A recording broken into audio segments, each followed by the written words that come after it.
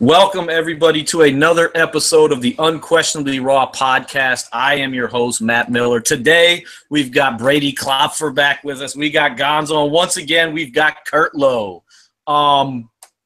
Big trade today. Chris Paul, he's going to the Houston Rockets. The Rockets have to give up Lou Williams. They give up I think it's Montrezl Harrell. Well, he's not in it. It's Kyle Wiltshire, future pick. Patrick Beverly. So I got to go to you first, Curtlow. What are your thoughts on this trade? What does this do for the Houston Rockets bringing in Chris Paul? Well, Montrezl Harrell, I think, is in the trade, and that's what the best player, in my opinion, that's going over to the Clippers, and they just got an explosive power forward.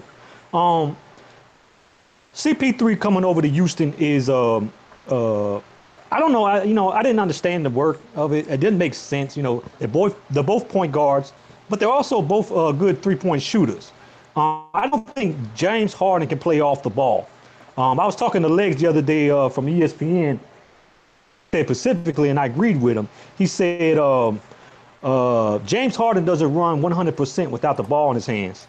And you know what I'm saying? And I did see that a lot since he's been in the Rockets. And like I said, I don't know how it's going to work. I think talent's going to trump this the fit, but it's going to be very interesting to watch. I think it's going to be a bumpy road. I would not expect the Rockets to win that many games as they won last year with this two combo. Mm-hmm. It's going to take some time. Yeah, it's going to take some time. You know what I'm saying? I think they can work it out. You know what I'm saying? As long as you players get along, and James Harden going out there trying to recruit CP3 tells you that he's willing to play off the ball, which shocked me. And it shows that he's maturing at the same time. Mm-hmm. Absolutely. Brady, what are your thoughts on this trade, man? What is this going to do for the Rockets? I mean, like Curtlow said, does this make them a little, not necessarily worse than last year, but record-wise a little worse? I think they'll have a better record, but I think it's going to be a slow start. I think like Curtlow said, they got some things that they're going to have to work out. Thankfully, if there's a coach who can do it, you'd have to think it's Mike D'Antoni. But you are taking 2 point guards and putting them together. Like Curtlow said, James Harden is not a good off-ball player. He doesn't move without the ball. He doesn't cut particularly well. He's a decent shooter, but he's not a good enough shooter that he's really commanding defensive attention when he's camped out on the wing. Chris Paul, I think, can play a little bit off-ball, so that helps a little bit more. But ultimately, they didn't have to give up very much. I mean, really, Patrick Beverly and Lou Williams were really the only players that they could have expected to get impact from this coming year that they had to send out. So talent-wise, they're just getting dramatically better than they were. In my opinion, CP3 and Harden are the 5th and 6th best players in the league.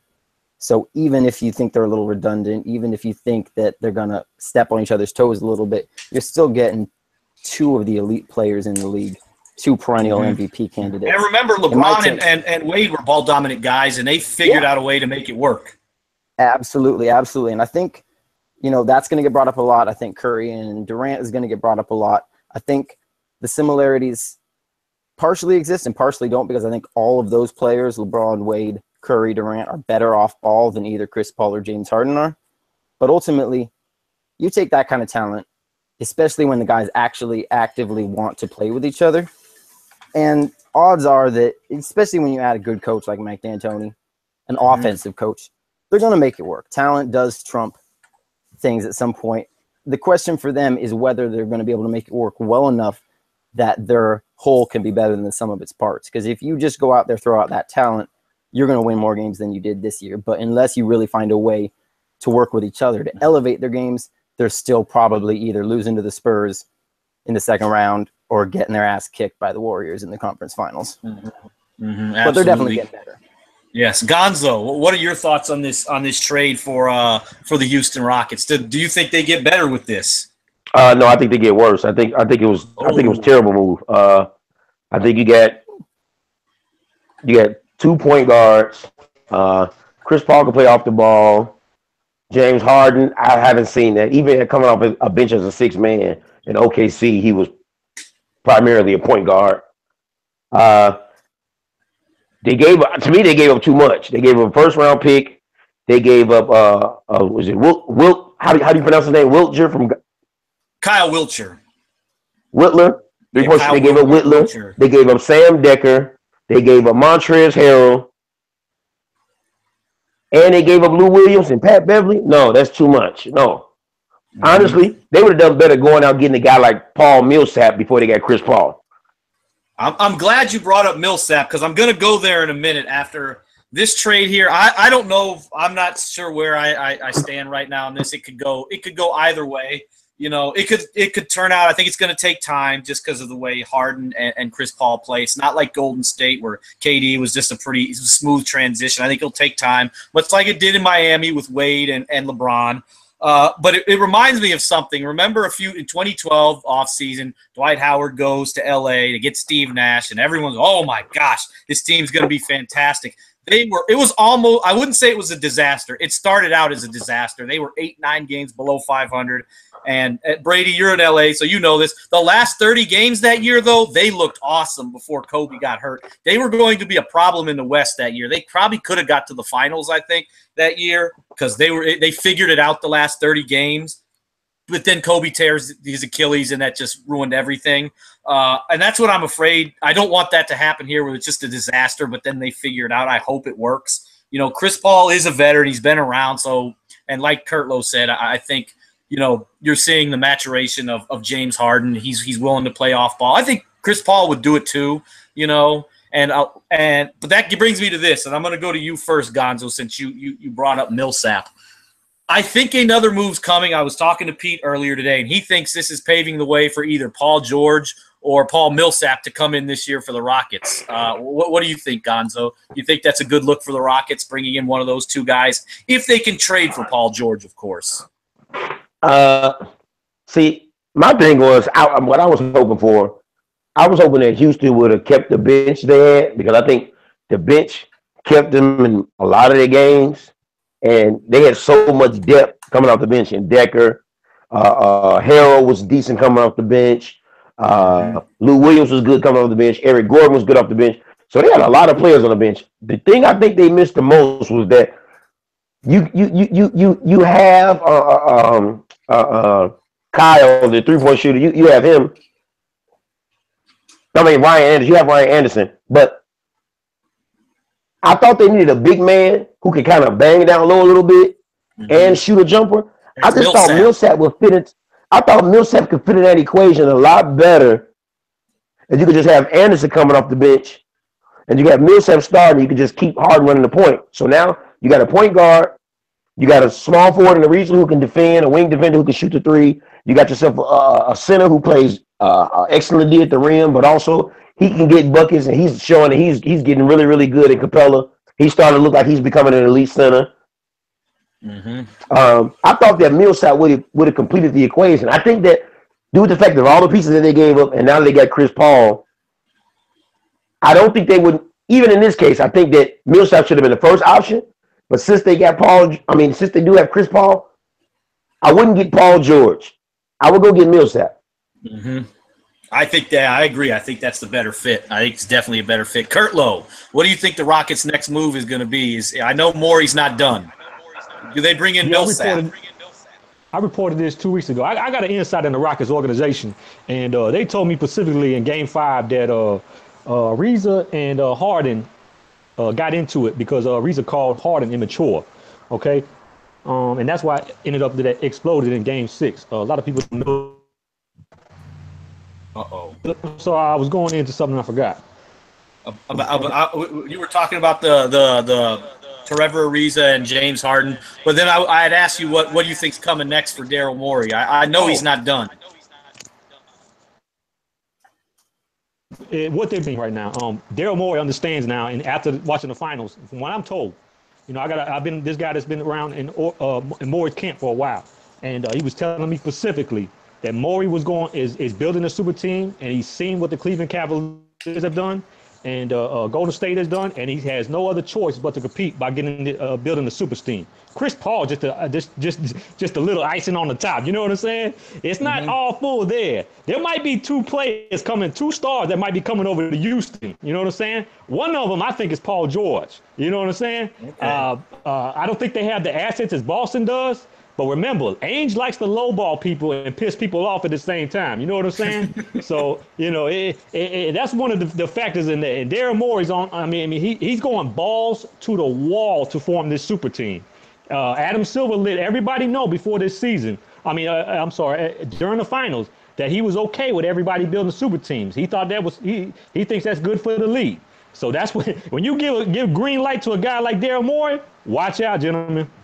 Mm-hmm. And there's a reason. That's the reason he got that contract extension. Brady, what's coming next for the Rockets? What do you see him doing? Paul George, Paul Millsap. What's going to happen here? I'm not sure they have the assets to get Paul George, though I think it would be a really good fit. I agree with Curtlow that Ainge is going to lowball it, but I think enough teams are going to get involved. I think the Lakers are going to be in there. I think the Clippers are going to be in there. Cavs, obviously, are in there. So I'm not sure. They might have to get a third team involved because if they want to bring someone in, they're going to have to get rid of Ryan Anderson and that contract.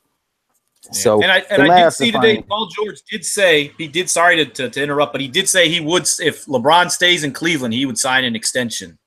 Yep. See, there we go. So now Cleveland's going to really be trying to get, and I think Cleveland has what it takes to get that done because I think they can get a third team involved if they trade Love to someone, and that team could trade young players or draft picks to Indiana. So I don't think they're going to get Paul George, but I think it would be a great fit. Paul Millsap would be a really good fit, but I do think that Morey is going to play around with some players who aren't quite at that elite level and are a little bit cheaper.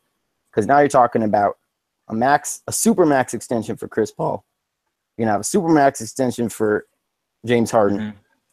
And now you're bringing in Paul Millsap, who's going to get near the max. That dude's going to be getting probably $30 million a year.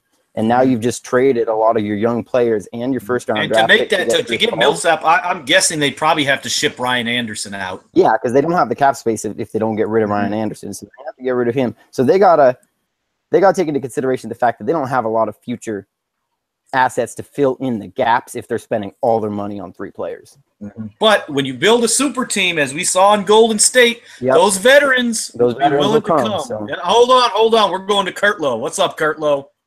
Let me tell y'all something. There's no team deeper than the Houston Rockets. They have Isaiah Taylor. They have backup players in the D League. You know what I'm saying? They got Nanu. They got Isaiah Taylor.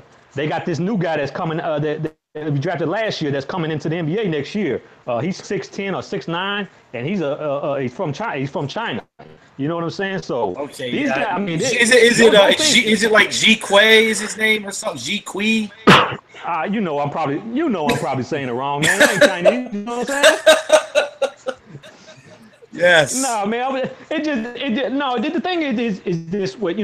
When I see McCall and I see a couple other guys that, the Golden State, the whole big thing of Golden State last year was their bench was not that great. You know what I'm saying?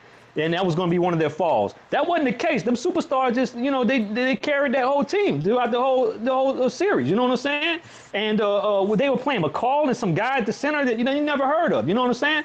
And if you can implant those guys into the game, you know what I'm saying, and get them going. I mean, there's guys that are ready to shine in this league. You know what I'm saying? As long as they just need a chance to show. You know what I'm saying? Good organizations that draft these great guys, they're not ready for the NBA. They're coming into the league too young. So it's all about getting these guys experience and getting them to learn the speed of the game. Mm-hmm. Absolutely. That's a very good. Yeah, that's a very good point because I thought Golden State had their bench was a lot deeper, I think, than people thought it was going to be. Mm-hmm. Nobody expected Pat McCaw to turn out to be a really good player. Ian Clark's going to get paid. They've got some guys, and so Curtlow's right. The Rockets, he knows them better than the 3 of us do. He says they've got some guys that can play. I mean, he's been on Capella for a while now, Harrell. So if anybody knows, it's Curtlow. And veterans, we know, the rumors are out there. Zach Randolph, Vince Carter might want to go to Golden State. You have a good team. Veterans will take minimum to come with a chance to win a ring. They can fill them out with minimum contracts, and I think it's going to be interesting. But now to our other big thing of the day. I guess it kind of leaked a little bit last night. It might happen, but then of course today, Phil Jackson, he's out as GM or whatever of the Knicks. They part ways, mutually parted ways, meaning they fired him, but they weren't going to make him look bad because he's Phil Jackson. He's a legend. I'm going to you first, Gonzo, because I know you're going to have a lot to say about Phil Jackson here. Was this the right move for the New York Knicks? I mean, it would have been an excellent, even been a even greater move if they would have done it like after the first year he was there. But they might not have Porzingis if they did that. I mean, the dude, yeah. I mean, look, I think that Phil Jackson, the triangle no longer works in the NBA now. And another thing with Phil Jackson is that I've said this about Phil Jackson. I don't think Phil Jackson, like if I had to name my top 5 coaches, he wouldn't go in that category.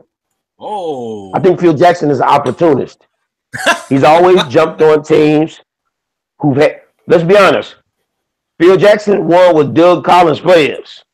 Yeah, that's true. Phil Jackson jumped on the team the moment he found out Shaq was coming to LA, and they found out that that they were getting a draft pick like Kobe. And he jumps places where he has pieces together. Notice, not one time did he ever think about coming down from the GM spot and coaching the Knicks, because he knew ultimately he wasn't going to win with that team. They didn't have enough pieces for him to jump on board to get credit for. But it's funny. It's funny you say that, because remember when Mike Brown got fired in L.A.? Phil wanted that job with Nash, Kobe, Powell, and Dwight Howard. He wanted that job. Yes, and like I said, he jumps on jobs where it's easy for him to win. It looks like he's doing most of the work. Let's give him this, though, that where we have to give him credit. 05, 06 Los Angeles Lakers and 06, 07. He took over in 06, after the whole Rudy T thing didn't work out. That team was awful. I mean, Kwame Brown, Smush Parker, he got him into the playoffs, and they should have knocked out the Phoenix Suns that year. So he can coach bums. He did a decent job with them. Shoulda, coulda, woulda. It don't matter if you didn't win. I still blame Kwame Brown for that, but that's just my opinion. Like everybody keeps even during that era, everybody blames Smush Parker. Smush Parker, if you look statistically, he's the best point guard Kobe ever played with in the season. Go look at the because most of his point guard, Smush Parker, was going to get his buckets. He was going to take shots. Like I said, Phil Jackson should have been gone a long time ago, man. The Knicks just have to go in a different direction. You got to build around Porzingis, period. Mm-hmm. You got to find some way to get rid of Carmelo. Or if you're going to keep Melo, you got to let Melo know you're not the first option anymore. Your time is come and gone. It's over. Yes, I totally agree. I think it's a good move. Brady, what about you? Is this something that the Knicks had to do? Did they have to part ways with Phil?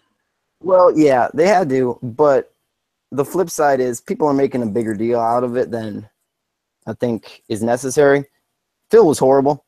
Absolutely horrible, indefensibly horrible. He didn't know what he was doing. He made one good move his entire tenure there, and a lot of bad ones. I would argue maybe two. Drafting Ntilikina may end up being a good move. Also, drafting Hernan Gomez. I think that was a good one. I forgot about that. But he did well in the draft. He is a good evaluator of talent. He's a good evaluator of talent. But the things he was doing with Porzingis, the things he was doing with Melo in the media, those are not only bad but indefensible. But the flip side is James Dolan is the worst owner in the NBA. By far. Mm-hmm. And as bad as Phil Jackson was, I saw a lot of people here on Twitter today going on like they fired Phil Jackson, everything's good. This is the rebirth of the Knicks. No. The Knicks are probably going to be bad as long as James Dolan owns that team. He's cheap. He's disrespectful. He makes horrible decisions. I mean, look what he did to Charles Oakley. Exactly. You can't do that. And people are talking about how maybe David Griffin's going to come be the GM. Maybe Masai Ujiri is going to come be the GM. I don't think those big names are going to want to be a GM for James Dolan. No. Knowing the way he treats people, the way he publicly trashes people, and the way that he refuses to spend the amount of money that an NBA team needs to spend, especially an NBA team in a huge market with a huge fan base like the Knicks. So definitely needed to get rid of Phil Jackson, but at the same time, Phil Jackson was their second problem, and this is just their first problem, trying to cover things up. Mm-hmm. Absolutely. I'm going to you now, Curtlow. Did New York do the right thing, getting rid of Phil Jackson? They should have got rid of him a long damn time ago. It's about damn time in New York they got rid of that damn guy. Because he has just been killing that damn franchise for a long time. Who the hell names their kid Smush Parker? Okay. I mean, y'all got to stop with these dumb names that y'all naming your kids. You know what I'm saying? I'm not going around being known as Kyrie. You know what I'm saying? That's not something I want to be known as. You know what I'm saying? That's a fruit. Whenever you talk about a Kyrie, I don't think you're talking about me. You know what I'm saying? So stop naming your kids that. I just wanted to point that out to everybody. Also, keep Melo away from the Rockets. I don't want nothing to do with that guy. Y'all can keep that cancer over there, and you know what I'm saying? Whenever you put your best superstar, your face of your franchise, trade market that's not even hit his prime yet, you need to be fired just for doing that. You know what I'm saying? That's unacceptable to anybody. You know, the way he treated Melo, I mean, I'm not giving Melo any kind of credit because he's the same way as him. You know, they've been screwing each other for the last year. You know what I'm saying? But the thing with Phil is he thinks he can do these little smart, you know, things here and there, saying stupid things. You know what I'm saying? Listen, man, you're a GM now, not a coach. All right, that stuff don't work as a GM because what you're doing, you're talking behind somebody's back. You're in the locker room with the person, it's a total different story. And that's the biggest problem of why he didn't adjust to that. Now, let me tell y'all something. He didn't do a bad job in the draft. I give him that. I give him all the credit in the world. You know, with Porzingis and the new guy they just drafted now, they're not bad picks. You know what I'm saying? But when you sign Joakim Noah, is it 4 or 5 year deal? When everybody in the world is saying, what? Oh, I'm done. Hey, Curtlow. Go ahead, Brady. You know what Smush Parker's real name is? Now I'm curious. William Henry Parker. Well, I guess I go by Smush Parker too, then. He's got 3 first names. Yes. I think it's a good move getting rid of Phil Jackson, like everybody mentioned. Porzingis, Hernan Gomez, the new kid Ntilikina, who, you know, could be a really good player.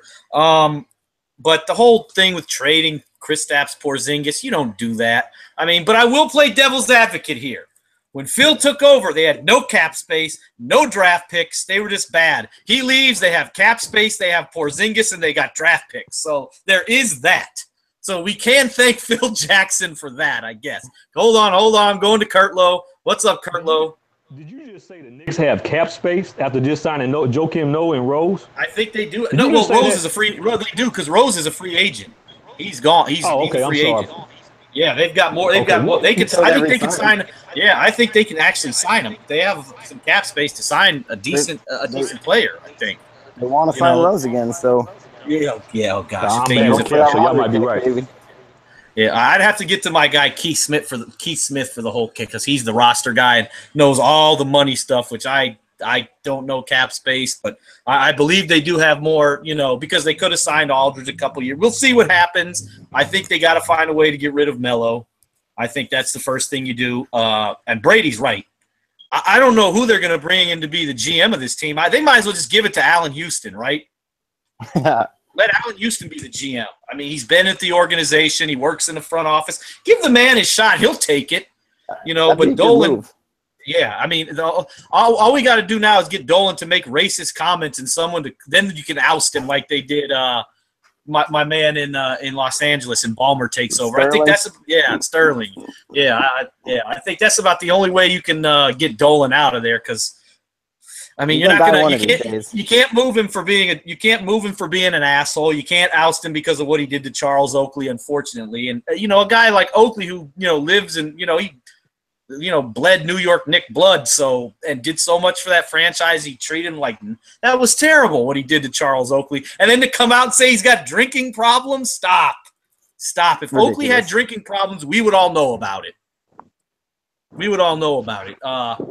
But I think that's going to wrap us up for tonight. I wanted to bring a quick one here with the big stuff today. Be on the lookout. Any more free agent stuff comes, we'll definitely be on later in the evening. I think we are going to be back Sunday. Summer League starts Saturday, so we'll see how some of the young guys are looking in Orlando. Plus, you know, Monday is free agency, so you know rumors will be all over the place this weekend. So we'll talk about it. Curtlow, what's up?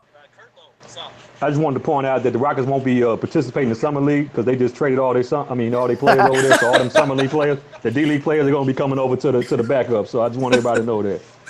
Thank you, Curtlow. Yes. breaking news from Curtlow. The Rockets are going to be their D League. The League Rio Grande canceled. Viper. The Rio Grande Vipers will be playing instead of the Houston Rockets in the Las Vegas Summer League. But yeah, we'll be back again on Sunday night. Not sure what time. I'll put all the stuff out on Twitter when we get it all figured out. But hopefully more stuff happens. But we will see everybody again Sunday night.